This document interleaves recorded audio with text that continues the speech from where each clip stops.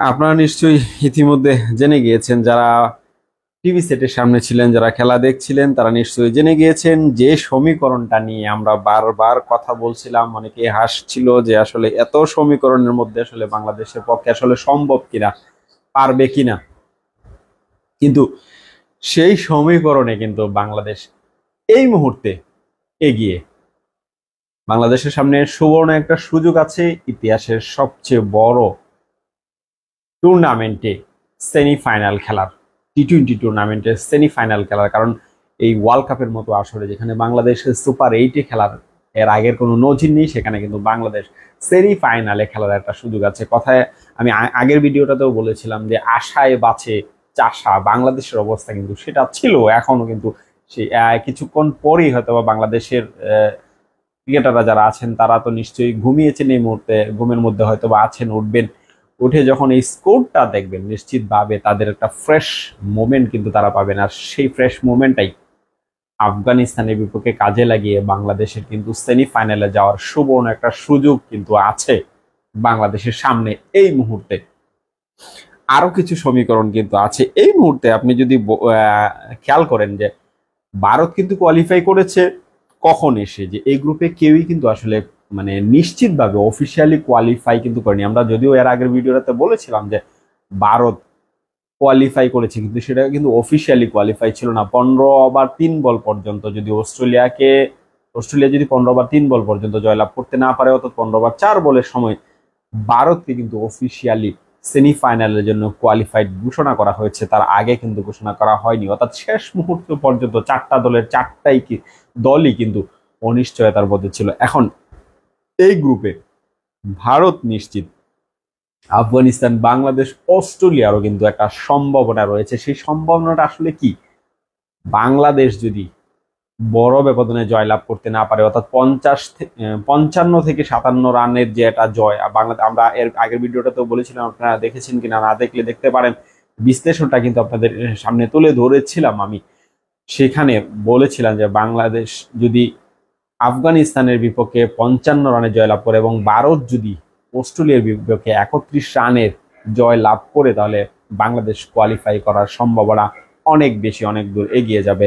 কারণ অস্ট্রেলিয়া যত বেশি ব্যবধানে হারবে, বাংলাদেশের ব্যবধান, জয়ের ব্যবধান তত কম প্রয়োজন হবে।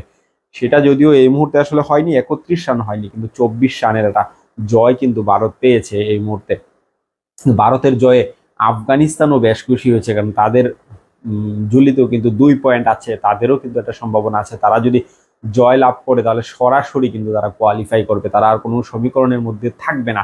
কিন্তু যদি বাংলাদেশের বিপক্ষে যদি আফগানিস্তান পরাজিত হয়, এবং পরাজিত হয় এমনভাবে পরাজিত হয় যে 50-55 রানের যে সমীকরণটা আছে তার চেয়ে কম ব্যবধানে যদি পরাজিত হয়, তাহলে কিন্তু রান রেটে অস্ট্রেলিয়া অথবা আফগানিস্তান চলে যেতে পারে সেমিফাইনালে। অর্থাৎ অস্ট্রেলিয়াকেও এই মুহূর্তে আপনি অফিসিয়ালি বিদায় সেটা বলতে পারবেন না। যে অবস্থাটা শুরু হয়েছিল গ্রুপ পর্বে ইংল্যান্ডের যে ইংল্যান্ড সুপার 8-এ কোয়ালিফাই করবে কিনা, অফিসিয়ালি তাকে আপনি বলতে পারছেন না, বলতে পারবেন না যে তারা সুপার 8-এ আসছে না, তারা বিশ্বকাপ থেকে ছিটকে যাচ্ছে।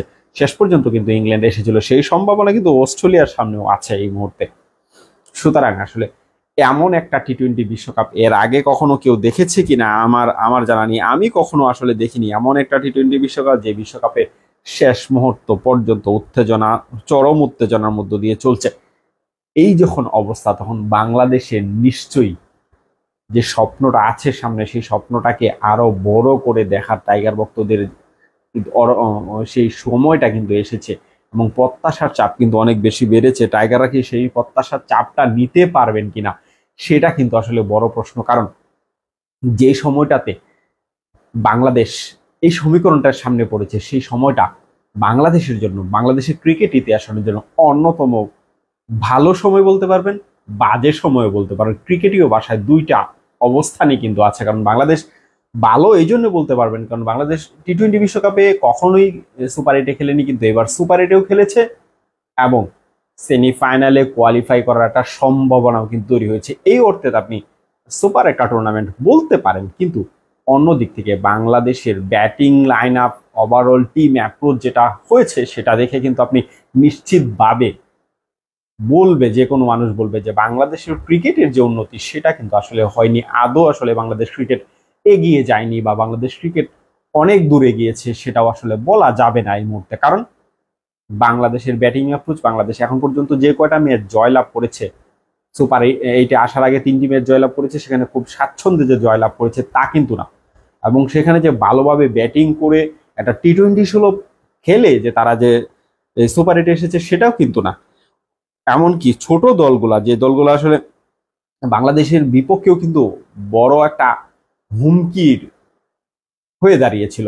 বাংলাদেশ টি-20 বিশ্বকাপ আগে যুক্তরাষ্ট্রের কাছে সিরিজ হেরেছে, এরপরে অনেক সমালোচনা হয়েছিল যে মূল পর্বে বাংলাদেশ ঘুরে দাঁড়াবে। সেই ঘুরে দাঁড়ানোর সময়টা কিন্তু আসলে এখন পর্যন্ত আমরা দেখতে পাইনি। এই মুহূর্তে আমাদের ভিডিওটা যারা দেখছেন কষ্ট করে একটু লাইভটা শেয়ার করে দিবেন।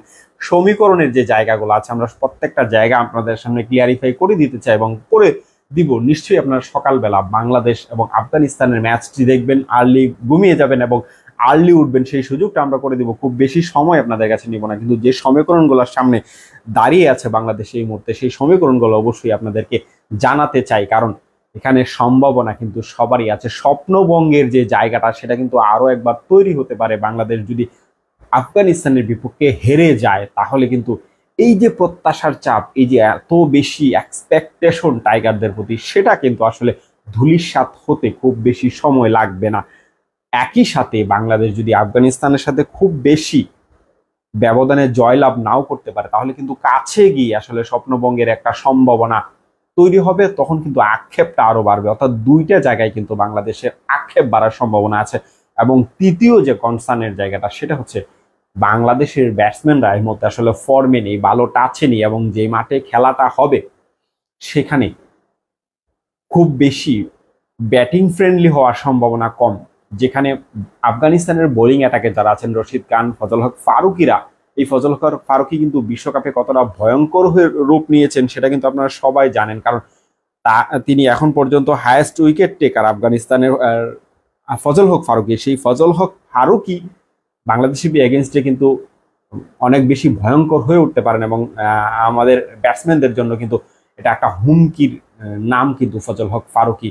যেহেতু একদিক থেকে ব্যাটসম্যানরা ফর্মে নেই, অন্য দিক থেকে আফগানিস্তানের মতো একটা দুর্দান্ত বোলিং লাইন আপ, যেটা কমপ্লিট একটা প্যাকেজ, যে প্যাকেজটা আসলে বাংলাদেশকে আসলে এই মুহূর্তে হুমকি দিচ্ছে। কিন্তু আশার জায়গা হলো এটা, যে আশা আশা আপনি কেন করবেন? কারণ এই জন্য আশা করবেন, এখন পর্যন্ত আইসিসি ইভেন্টে আফগানিস্তানের কাছে কিন্তু বাংলাদেশ হারেনি। অর্থাৎ আইসিসি ইভেন্টে যখন বাংলাদেশ আফগানিস্তানের বিপক্ষে খেলতে নামে তখন কিন্তু তুলনামূলকভাবেই ফেভারিট হিসেবে নামে এবং খেলাটা কিন্তু অন্যরকম একটা মোমেন্টাম থাকে, অন্যরকম একটা ব্যাপার কিন্তু কাজ করে। যেমন আমরা এর আগেও বলেছি এবং আপনারাও জানেন যে শ্রীলঙ্কার বিপক্ষে যখন বাংলাদেশ খেলতে নামে, বিশেষ করে নিদাহাস ট্রফির পর থেকে বাংলাদেশ যখন শ্রীলঙ্কার বিপক্ষে খেলতে নামে তখন কিন্তু অন্য রকম একটা ফিল তৈরি হয়, একটা রাইভ্যালিটি তৈরি হয়, যেটা ক্রিকেটীয় ভাষায় আসলে এল ক্লাসিকো যদি আপনি বলেন, এশিয়ান এল ক্লাসিকোর মধ্যে ভারত পাকিস্তানের পরে যদি কোনো বড় এল ক্লাসিকো হয়, যদি জমজমাট কোনো ম্যাচ হয়, সেটা কিন্তু শ্রীলঙ্কা এবং বাংলাদেশের মধ্যকার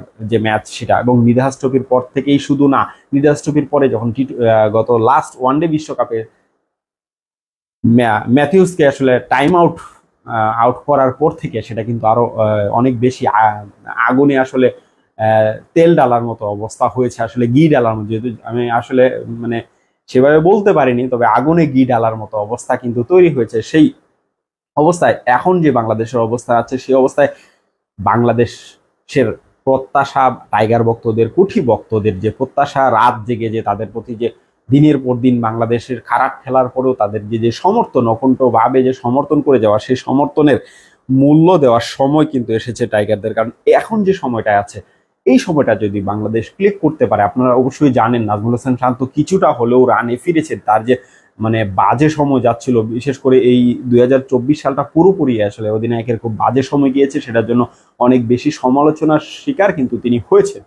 সেটা কিছুটা হলেও কাটিয়ে উঠেছেন তিনি। ভারতের বিপক্ষে তিনি 40 রান 41 রান করেছেন আমি যদি বল না করি, এবং অস্ট্রেলিয়ার বিপক্ষেও তিনি কিন্তু রানে ফিরেছেন এবং যে রানটা করেছেন সেটা কিন্তু মোটামুটি টি-20 সাথে 130 বা 35 এর কাছাকাছি স্ট্রাইক রেটে কিন্তু তিনি ব্যাটিংটা করেছেন। অন্যরা যেখানে পুরোপুরিভাবে ব্যর্থ, সেখানে অধিনায়ক কিন্তু কিছুটা হলেও প্রতিরোধ গড়া হোক বা না হোক, বা জয়ের জন্য হোক বা না হোক, অ্যাটলিস্ট সম্মানজনক একটা জায়গায় কিন্তু একটা স্কোরটাকে নিয়ে যেতে পেরেছেন। সেই কাজটা কিন্তু অধিনায়ক নাজমুল হাসান শান্তই করেছেন। তার পাশাপাশি যারা আছেন, আমরা এই মুহূর্তে যাদের উপরে অনেক বেশি দায়িত্বটা থাকবে বাংলাদেশের, সাকিব আল হাসান, মাহমুদুল্লাহ রিয়াদ এবং তাওহিদ হৃদয়, যাদের উপরে আসলে ভরসা করা যায়। সাকিব আল হাসান যদি ব্যাটে বলে জ্বলে উঠতে পারেন তাহলে তার দিনের তিনি যে কি করতে পারেন সেটা কিন্তু আপনারা সবাই জানেন, এবং এই সাকিবকে আসলে সবাই মিস করতেছে এই মুহূর্তে। কারণ আপনারা জানেন মাহমুদুল্লাহ রিয়াদ, সাকিব আল হাসানের এটা লাস্ট টি-20 ওয়ার্ল্ড কাপ হতে পারে, যদিও সেটা অফিসিয়ালি এখনো ঘোষণা আসেনি বা অফিসিয়ালি কেউ মানে বলছেন না। সাকিব আল হাসান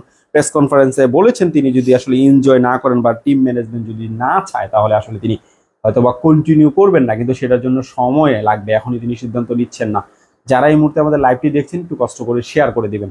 যে কথাটাই আমি ছিলাম, সাকিব আল হাসান যদি অবসরে চলে যান, মাহমুদুল্লাহ রিয়াদেরও একটা মানে এখন যে বয়স আছে এই বয়সে আসলে বাংলাদেশকে খুব বেশি দেয়ার আছে সেটা আসলে বলা যাবে না। এই জন্যে এই টুর্নামেন্টটা বাংলাদেশের জন্য অনেক বেশি গুরুত্বপূর্ণ এবং শেষ যখন মানুষের দেয়ালে পিঠ থেকে যায় তখন কিন্তু একটা শেষবারের মতো চেষ্টা করে। নিশ্চয়ই টাইগাররা সেই চেষ্টাটা করবে, কারণ বাংলাদেশের সামনে যে সমীকরণটা আছে এবং যে দলটা আছে, সমীকরণ এবং দল এবং ওয়েদার দুইটাই কিন্তু বাংলাদেশের ফেভারে আছে। আমরা যদি উইকেটের কথা বলি, যে উইকেটটাতে খেলা হচ্ছে আমরা জানি যে ব্যাটিং ফ্রেন্ডলি উইকেটগুলোতে কিন্তু খুব ভালো করেনি বাংলাদেশের বোলাররা বা খুব বেশি জ্বলে উঠতে পারেনি, কিন্তু যেসব উইকেটে বোলারদের জন্য কিছু ছিল, কিছু হেল্প পেয়েছে, সেখানে কিন্তু বাংলাদেশের বোলাররা আরো বেশি দুর্দান্ত বোলিং করেছেন। এবং যে উইকেটে সাধারণত বাংলাদেশ খেলে, বাংলাদেশের যে ধরনের উইকেটে খেলে অভ্যস্ত, মিরপুরের যে ধরনের উইকেটে খেলে অভ্যস্ত, যে উইকেটগুলোতে তারা সারা বছর প্র্যাকটিস করেন, সেই ধরনের একটা উইকেট কিন্তু ওয়ার্ল্ড কাপে তারা পেয়ে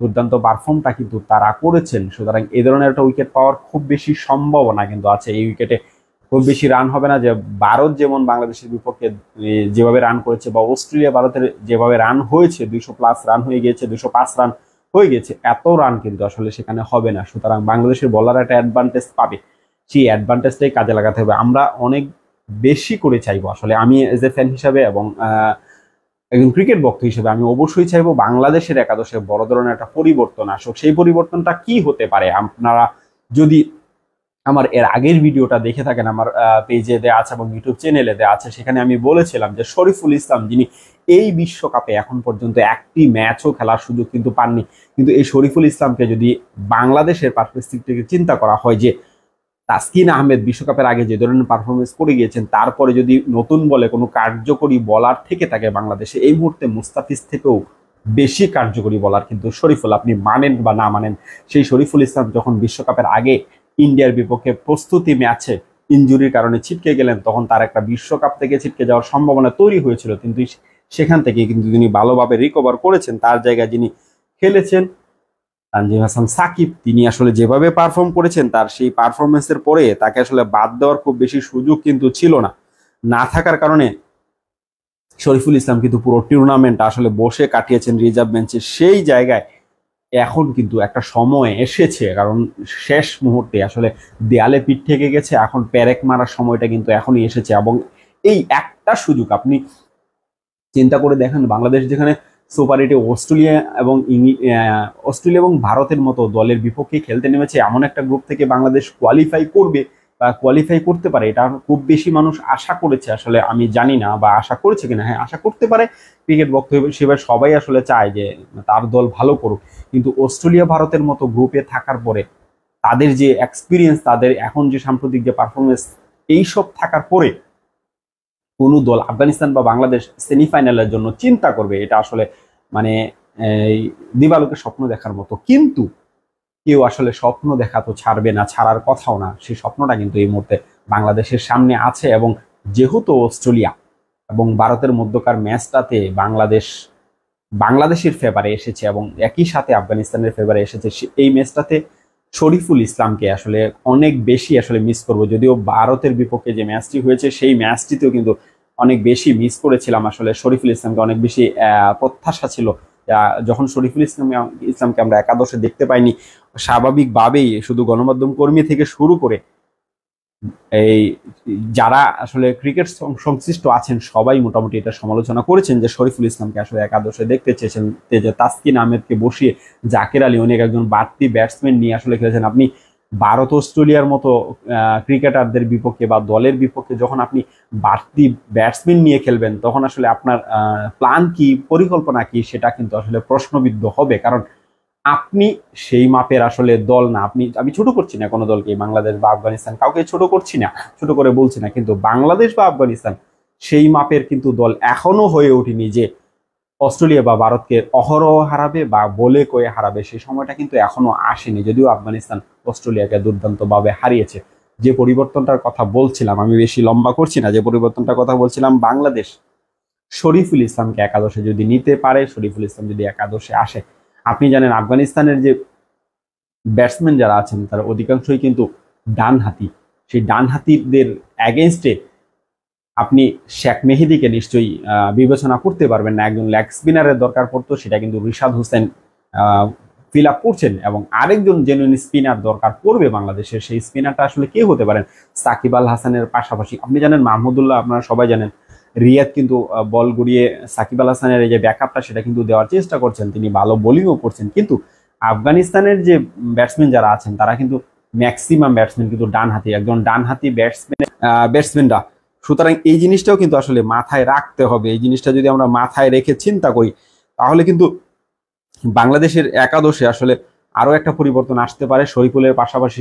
সে আসলে কে? সেটা হচ্ছে তানভীর ইসলাম, যিনি আসলে যাকে ওয়েস্ট ইন্ডিজের উইকেট বিবেচনা করে আসলে বিশ্বকাপে নেওয়া হয়েছে। আপনারা এর আগে আমরা অনেকবার আলোচনা করেছি, এবং যখন বাংলাদেশের একাদশটা ঘোষণা করা হয়েছিল তখন কিন্তু আব্দুর রাজ্জাক রাজকে জিজ্ঞেস করা হয়েছিল যে বাংলাদেশের এই স্কোয়াডে তানভীর ইসলাম আসলে কেন বা কোন বিবেচনায় আসলে তানভীর ইসলামকে এই একাদশে নেওয়া হয়েছে, এই ধরনের উইকেটে বা বিশ্বকাপের মতো মঞ্চে এখানে কেন নেওয়া হয়েছে। তখন আব্দুর রাজ্জাক রাজ কিন্তু সেটাকে বিশ্লেষণ করেছিলেন যে ওয়েস্ট ইন্ডিজের উইকেটে আসলে এই বাহাতি স্পিনাররা অনেক বেশি কার্যকরী হতে পারেন, এবং সেই উইকেটে স্পিনাররা একটা বাড়তি সুবিধা পেয়ে থাকেন। সেই জায়গা থেকে আমরা আসলে এক্সপেক্ট করব যে তানভীর ইসলাম থাকতে পারেন একাদশে, বা থাকার সম্ভাবনা অনেক বেশি। একই সাথে শরীফুল ইসলাম, যার কথা আসলে না বললেই নয়। আমরা যদি এই মুহূর্তে তাসকিন আহমেদের কথা বলি, আপনি হয়তো বলবেন যে তাসকিন আহমেদ এক ম্যাচই খারাপ করার পরে আসলে তাকে বাদ দেওয়া হয়েছে, শেষ ম্যাচও আসলে তাকে বাদ দেওয়া হবে, এটা আসলে যৌক্তিক হবে কিনা। কিন্তু এই মুহূর্তে আসলে যৌক্তিকতার থেকেও বড় ব্যাপার হচ্ছে বাংলাদেশের জয়লাভ করা। কারণ এই জয়টাই কিন্তু বাংলাদেশের জন্য ইতিহাস হতে পারে, বাংলাদেশ ক্রিকেট ইতিহাসের সর্বোচ্চ পর্যায়ে কিন্তু নিয়ে যেতে পারে। এই জায়গায় বাংলাদেশ অন্যরকম একটা রিস্ক নিবে। টিম ম্যানেজমেন্ট নিশ্চয়ই সেই ক্যালকুলেশনটা করবে, এবং সেই ক্যালকুলেশন করে মাঠে নামবে, সেটা আমরা এক্সপেক্ট করতে পারি। কারণ বাংলাদেশ যদি এই মুহূর্তে এই রিস্কটা না নিতে পারে, কারণ আপনি দেখেন বাংলাদেশের যদি আফগানিস্তানের সাথে হেরেও যায় তবেও কিন্তু তাদেরকে দেশে ফিরতে হবে নিশ্চিতভাবে। সুতরাং এই মুহূর্তে কিন্তু বাংলাদেশে হারানোর আসলে খুব বেশি কিছু নেই। সুতরাং পাওয়ার অনেক কিছু আছে, সেই পাওয়ার জায়গাটা থেকে বাংলাদেশের একটা রিস্ক নিতে হবে। এবং বাংলাদেশের ব্যাটার যারা আছে, আপনার আজকে যখন প্রস্তুতি নিচ্ছিল বাংলাদেশ তখন কিন্তু আমরা একটা জিনিস লক্ষ্য করেছি, নিক পোতাস এবং হাথুরু সিংহে কিন্তু সৌম্য সরকারকে নিয়ে অনেক বেশি কাজ করছেন, তার সাথে অনেক বেশি কথা বলছেন, তাকে তার ভুলগুলো ধরিয়ে দেওয়ার চেষ্টা করছেন, এবং তাকে আসলে হয়তোবা মানে আফগানিস্তানের বিপক্ষে একাদশে দেখা যেতে পারে। কিন্তু সেটা বাংলাদেশের জন্য একটা বড় পজিটিভ সাইন হতে পারে। তিনি আসলে কার জায়গায় খেলবেন, লিটন কুমার দাস নাকি তানজিদ তামিম কিন্তু বিশ্বকাপে তার প্রতি আসলে যে এক্সপেকটেশন ছিল, যদিও তিনি জুনিয়র ক্রিকেটার, তার প্রতি অনেক বেশি প্রত্যাশা আসলে রাখা হয়নি। হয়তোবা তাকে ওপেনলি ছেড়ে দেওয়া হয়েছিল, তিনি তার ব্যাটিংটা তিনি করেছেন। এখন পর্যন্ত তিনি 2টা বা 3টা ডাকেরও শিকার হয়েছেন, খুব বেশি রান তিনি করেননি। লাস্ট ম্যাচে তিনি যে অ্যাপ্রোচে শুরু করেছিলেন শেষটা সেভাবে করতে পারেননি। 31 বলে তিনি 29 রান করেছেন।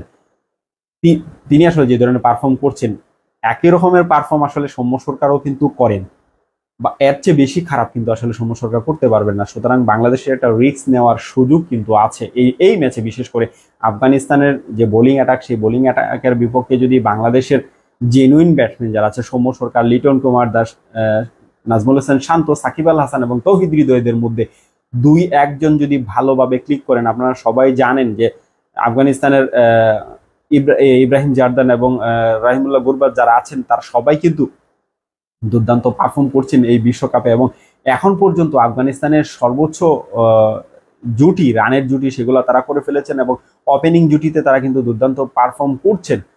একটা জিনিস আপনারা শুনলে আসলে হয়তো অবাক হবেন, আফগানিস্তানের ওপেনিং জুটি থেকে যে রানগুলো এখন পর্যন্ত এসেছে বিশ্বকাপে, বাংলাদেশের সাকিব আল হাসান, মাহমুদুল্লাহ রিয়াদ নাজমুল হোসেন শান্ত, লিটন কুমার দাস সবার ব্যাট থেকে এই পরিমাণে রান আসলে আসেনি। হয়তো আমি যদি ভুল না করি 10 বা 15 রান বেশি এসেছে, তখন 4-5 জন ক্রিকেটার মিলে যে রানটা করেছেন সেই রানটা কিন্তু ওপেনিং স্লট থেকে তারা পেয়েছেন।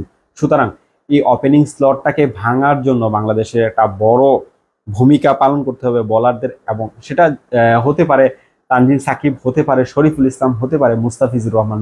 যেহেতু শরীফুল ইসলাম নতুন বলে খুব ভালো গতির সাথে সুইং করাতে পারেন, ইন সুইং আউট সুইংটা করাতে পারেন এবং স্লো ইয়র্কারটাও মারতে পারেন, সেক্ষেত্রে আমি এই জায়গায় আসলে তাসকিন আহমেদ থেকে বেশি এগিয়ে রাখবো। কারণ তাসকিন আহমেদের যে গতিটা আছে সেই গতির সাথে কিন্তু আসলে সুইং ভেরিয়েশনটা শরীফুল ইসলামের সমকক্ষ নয়। তানজিম সাকিব তিনি কিন্তু নতুন বলে দুর্দান্ত পারফর্ম করেন। তানজিম সাকিবের পাশাপাশি যদি একজন বাহাতি পেসার বল করেন তাহলে নিশ্চিতভাবেই আসলে পাওয়ার প্লেতে বিপাকে ফেলার সম্ভাবনা আছে, আফগানিস্তানকে কিন্তু বিপাকে ফেলা যেতে পারে। এবং আফগানিস্তানও হয়তো বা চিন্তা করবে যে শরীফুল ইসলামকে একাদশে রাখতে পারে বা নাও রাখতে পারে, এরকম একটা পরিকল্পনা করে তাদের দ্বিধাদ্বন্দ্বে থাকবে। এই জায়গাটাতে একটা অ্যাডভান্টেজ কিন্তু বাংলাদেশ নিতে পারে। শরীফুল ইসলামকে যদি একাদশে নিয়ে আসা হয় এবং তানজিম সাকিবের সাথে যদি ওপেনিংটা করানো হয়, পাওয়ার প্লেতে যদি একটা ভালো সূচনা এনে তারা দিতে পারেন, যদি আগে আফগানিস্তান ব্যাটিং করে অথবা পরেও যদি ব্যাটিং করে, তখন বাংলাদেশ যে টার্গেটটা দিবে সেই টার্গেটটা চেঞ্জ করতে যখন আফগানিস্তান নামবে তখনও কিন্তু একটা সুবর্ণ সুযোগ থাকবে। এখন সবশেষে আমি যেটা বলতে চাই, বাংলাদেশ যদি সেমিফাইনালে নাও যায়, আপনারা অনেক শুনেছেন যে কোচ চান্দিকা হাতুরে সিং তিনি নিজেও বলেছেন এই মুহূর্তে আসলে বাংলাদেশের পাওয়ার খুব বেশি কিছু নেই, কিন্তু তারা আসলে এর বেশি চাইছেন না। যেটা চাইছেন সেটা হচ্ছে একটা সম্মানজনক পরাজয়। আমরা আসলে সেটা চাইছি না, কারণ বাংলাদেশের সমর্থক হিসেবে, লাল সবুজের পতাকাবাহী হিসেবে অ্যাটলিস্ট আমি জানি না, আপনারা কমেন্টস করে জানাতে পারেন যে আপনাদের মতামত, আপনারাও কি আসলে বাংলাদেশের পরাজয়টাই চাচ্ছেন কিনা বা এটাই বোনাস কিনা। হাতুরে সিং যেভাবে বলেছেন যে তিনি যে এখন বাংলাদেশ যেটা পাবে সেটা বোনাস, কিন্তু আমি সেটা বিশ্বাস করি না, মনে প্রাণে বিশ্বাস করি না যে বাংলাদেশ যেটা এখন পাচ্ছে সেটা বোনাস। বাংলাদেশ কম্পিটিটিভ ক্রিকেট খেলুক, দুর্দান্ত পারফর্ম করুক, হয়তো বা বাংলাদেশ হারতে পারে আফগানিস্তানের বিপক্ষে বা যে কোনো দলের বিপক্ষে হারতে পারে, কিন্তু এমন একটা পরাজয় হোক, এমন একটা খেলা হোক যেখানে আসলে অনেক কিছু পাওয়ার থাকে, বাংলাদেশ যেন অনেক কিছু পায়, অনেক কিছু শিখে, অনেক জায়গা তৈরি হয় যেটা বাংলাদেশের ক্রিকেটের উন্নতি হচ্ছে সেটা যেন বোঝা যায়।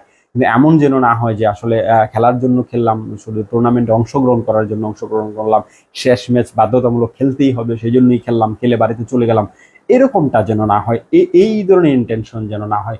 আমি এটা বলবো, যদি বাংলাদেশ আফগানিস্তানের বিপক্ষে বড় ব্যবধানে জয়লাভ নাও করতে পারে তাহলে আসলে কি হবে। আপনি হয়তো ভাবতে পারেন যে বাংলাদেশ বড় ব্যবধানেই জয়লাভ করতে হবে। বড় ব্যবধানেই কেন জয়লাভ করতে হবে? এই মুহূর্তে আমাদের ভিডিওটা যারা দেখছেন একটু কষ্ট করে শেয়ার করে দিবেন।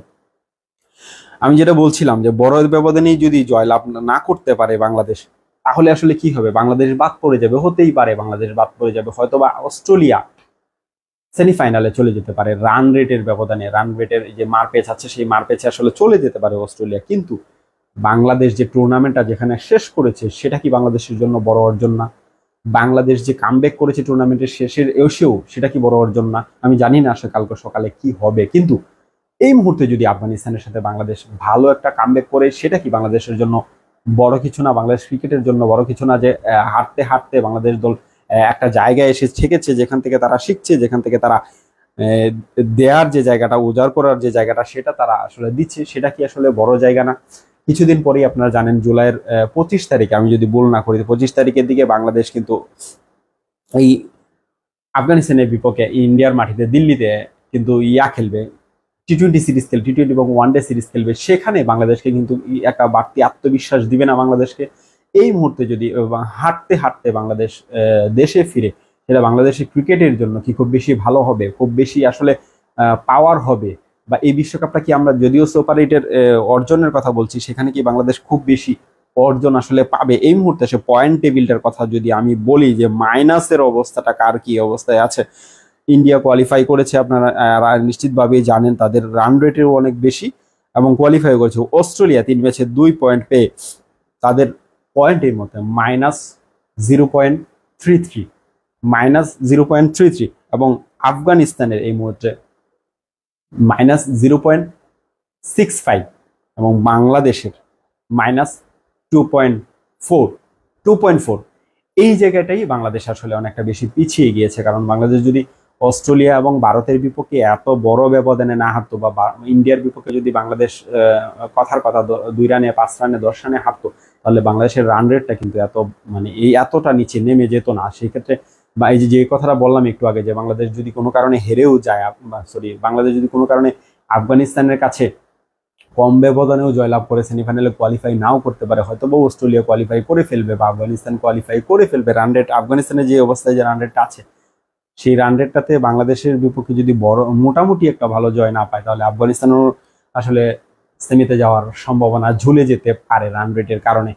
সুতরাং বাংলাদেশ এই মুহূর্তে যে অবস্থাতে আছে, সেই অবস্থা থেকে নিশ্চিতভাবে ভালো একটা অবস্থানে যাবে এবং বাংলাদেশ টুর্নামেন্টটা ভালোভাবে শেষ করবে। এবং আমি একটা কথা বারবারই বলছি, এখনো বলবো, কারণ আশায় বাঁচে চাষা।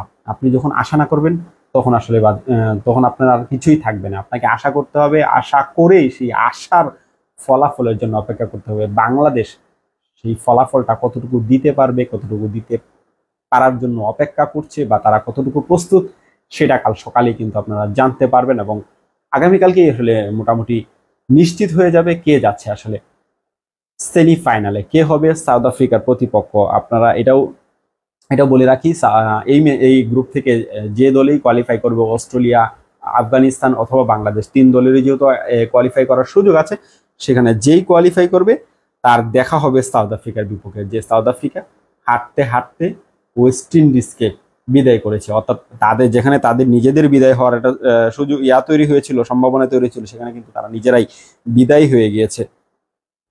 এই সাউথ আফ্রিকার বিপক্ষে কিন্তু তাদেরকে খেলতে হবে, সেটা যদি আফগানিস্তান হয়, সেটা যদি অস্ট্রেলিয়া হয়, অথবা বাংলাদেশ হতে পারে।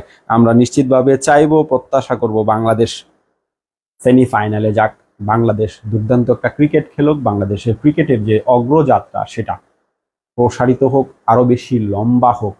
আমরা একটা কথা দিয়ে শেষ করতে চাই। নিক পোথাস আজকে একটা কথা বলেছেন যে বাংলাদেশের যে ক্রিকেটারদের জেনেটিক ইয়ার কারণে বাংলাদেশে অনেক বেশি পাওয়ার হিটার পাওয়া যায় না, ওয়েস্ট ইন্ডিজে যে ধরনের পাওয়ার হিটার পাওয়া যায় সেই ধরনের পাওয়ার হিটার পাওয়া যায় না। কিন্তু আমি এটা বলতে চাই, এটা মানে একদম তীব্র বিরোধিতা করে বলতে চাই যে এটা আপনি হয়তো বা জানেন না। আপনি এখানে এসে বাংলাদেশের যে ক্রিকেটারদেরকে দেখছেন, তারা যে ধরনের ক্রিকেট খেলে বা যে জায়গা থেকে তারা উঠে এসেছে, তাদের বেসিকটা যেখানে গড়ে উঠেছে, আপনি তাদের সম্পর্কে হয়তো বা জানেন না। এই জন্য জাতীয় দলের ক্রিকেটারদের দেখেই শুধু সেই মন্তব্যটা করেছেন। নেপালের ক্রিকেটাররা কি অনেক বেশি পাওয়ার হিটার? আর তাদের পেশি শক্তি কি অনেক বেশি? শ্রীলঙ্কার ক্রিকেটারদের কি পেশি শক্তি অনেক বেশি? তারা কি অনেক বেশি পাওয়ারফুল? তারা কি বাউন্ডারি হাঁকাচ্ছে না, বড় বড় বিগ স্কোর করছে না? বাংলাদেশ কি বিগ স্কোর করেনি এর আগে কখনো? করছে না।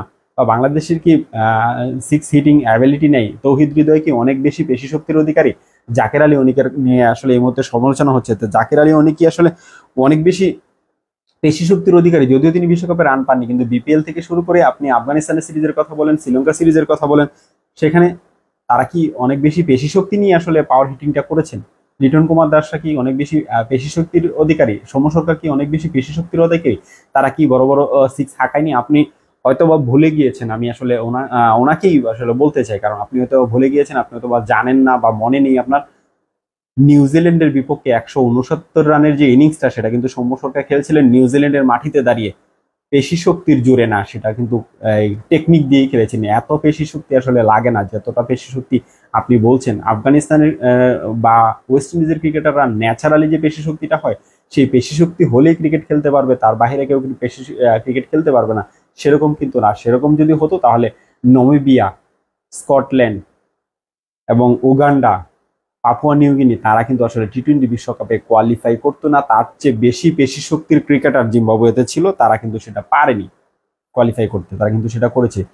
এই মুহূর্তে আসলে আপনাদের আর লম্বা করতে চাই না, সকালবেলা বাংলাদেশ এবং আফগানিস্তানের মধ্যকার ম্যাচটি শুরু হবে, সেই ম্যাচটিতেই মূল ফোকাস থাকবে। এতক্ষণ আপনাদের সাথে ছিলাম আমি তুফাইল আহমেদ নাবিল। অবশ্যই আমাদের সাথে থাকবেন, ডেইলি পোস্ট 71-এর পাশেই থাকবেন। ভালো থাকবেন, সুস্থ থাকবেন। আগামীকালকে ইনশাল্লাহ আবার সকালে দেখা হচ্ছে বাংলাদেশ এবং আফগানিস্তানের মধ্যকার ম্যাচের মধ্য দিয়ে। শুভরাত্রি, সবাই ভালো থাকবেন।